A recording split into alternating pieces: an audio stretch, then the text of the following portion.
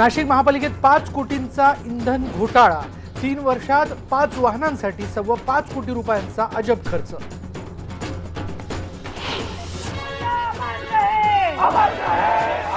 हैदराबाद विद्यापीठाच्या आवारात जमावबंदीचा हुकूम, संतप्त विद्यार्थ्यांची निदर्शनं सुरूच। मनुष्यबळ विकास मंत्रालयाचं चौकशी पथक करणार, विद्यार्थ्यांशी चर्चा। राहुल गांधी पोहोचले हैदराबादला, रोहित वेमुलाच्या कुटुंबियांचं केलं सांत्वन। हैदराबादच्या आंदोलक विद्यार्थ्यांना राज्यातूनही वाढता पाठिंबा। FTII, मुंबई विद्यापीठ आणि डॉक्टर बाबासाहेब आंबेडकर मराठवाडा विद्यापीठात विद्यार्थ्यांची निदर्शनं।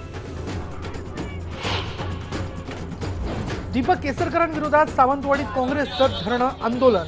निलेश राणे आणि नितेश राणेंसह 300 काँग्रेस कार्यकर्त्यांना पोलिसांनी घेतलं ताब्यात।